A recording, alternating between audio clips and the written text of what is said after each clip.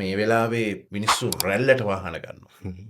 ඔබ වගේ මේ ශේත්‍රයේ වසර 10ක් තිස්සේ මේ විෂය පිළිබඳව හදාarලා හොයලා බලලා ඉගෙනගත්ත ප්‍රායෝගික ප්‍රශ්න 1000ක් දවසට දකින කෙනෙක් දෙන අවවාදය මොකද්ද?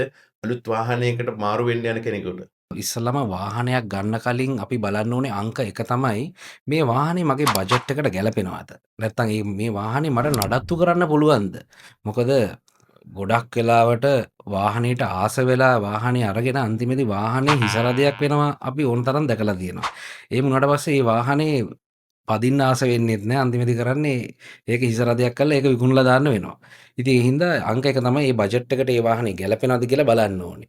අනිත් එක තමයි මේ වාහනේ තියෙන මේන්ටෙනන්ස් කරන්න හැකියාව Tamanට තියෙනවද කියලා බලන්න ඕනේ.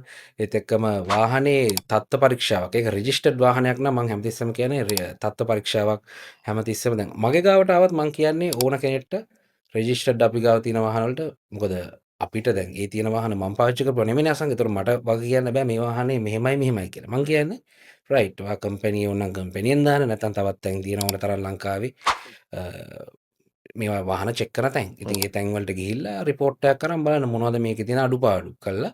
Tamanට එතනින් එහාට වාහනේ තියෙන අඩුපාඩු ටික බලාගෙන ඩිසිෂන් එකක් ගන්න පුළුවන්. මම හැමතිස්සෙම කස්ටමර්ට මේ ඔප්ෂන් එක ලබා දෙනවා. ඉතින් මේ වගේ තත්ත්ව පරීක්ෂාවක් ගන්න පුළුවන්. ඒත් එක්කම තමයි වාහනේ සර්විස් රෙකෝඩ්ස් කියන දේ අනිවාර්යෙන් බලන්න ඕන. රෙජිස්ටර්ඩ් වාහනයක් නම් අංක 1. මේ මොකද එතකොට අපි දන්නවා මේ වාහනේ මොනවද කරලා තියෙන නඩත්තු කටයුතු කියලා. මොකද වාහනේ කොච්චර ලස්සනට එළියෙන් තිබ්බත් එන්ජිමේ අවශ්‍ය නඩත්තු ටික වෙලා නැත්තම් ඒ වාහනේ ගත්ත ගමන් ලොකු රිපෙයාර්ස් වලට මුණ පාන්න වෙනවා. ඉතින් ඒ වගේ දේවල් අනිවාර්යෙන්ම සලකා බලන්න ඕන. දැන් ලීෆ් ලංකා ආයතනයක් විදිහට වාහන අලෙවි කරන ආයතනයක් විදිහට